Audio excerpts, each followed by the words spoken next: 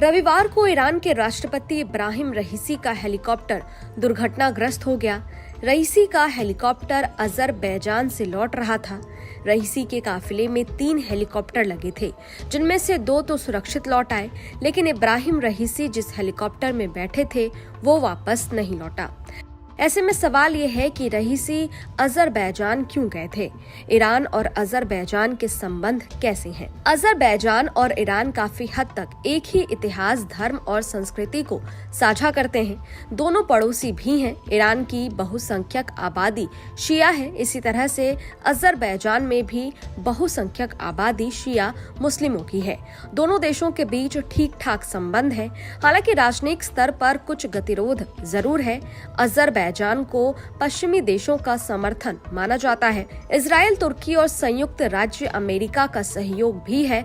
दूसरी ओर ईरान बड़े पैमाने पर रूस समर्थन है और कई अंतर्राष्ट्रीय मुद्दे पर चीन का समर्थन भी कर रहा है।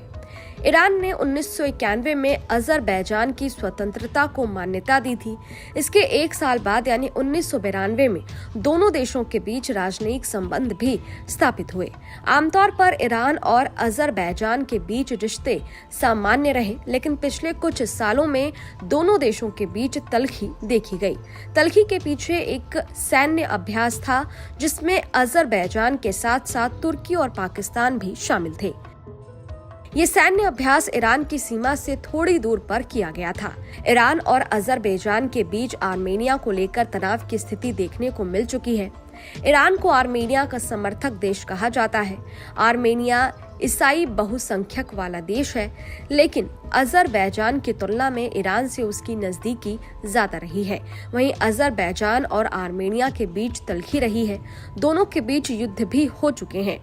युद्ध के दौरान ईरान ने दोनों देशों के बीच मध्यस्थता की कोशिश की थी, लेकिन माना जाता है कि वो अंदर ही अंदर आर्मेनिया की मदद कर रहा था।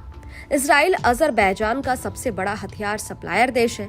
हालांकि अजरबैजान में इजराइल की साफ साफ मौजूदगी आज तक कहीं दिखाई नहीं दी है, लेकिन कामकाजी संबंध जरूर रहे हैं।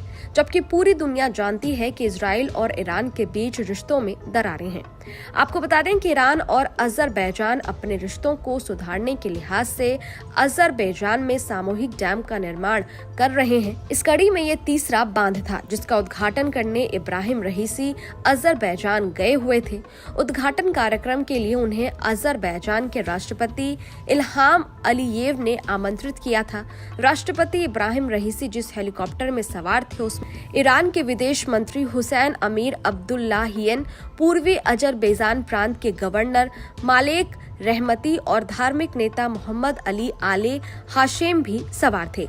ये तीसरा हेलीकॉप्टर ईरान के पूर्वी अजरबैजान प्रांत में हादसे का शिकार हो गया। बता दें कि ईरान टाइम्स के मुताबिक ये हादसा रविवार को हुआ। हादसे के बाद से लगातार सर्च ऑपरेशन चलाया जा रहा है, जिसमें 40 टीमें जुटी हुई हैं, लेकिन अब तक ईरानी राष्ट्रपति इब्राहिम रईसी का कोई सुराग नहीं लग पाया है। खैर, ये वीडियो आपको कैसा लगा? इस वीडियो पर आपकी क्या राय है? कमेंट बॉक्स में जरूर बताइएगा। देश और दुनिया की तमाम खबरों के लिए देखते रहिए न्यूज़ नेशन डिजिटल। शुक्रिया।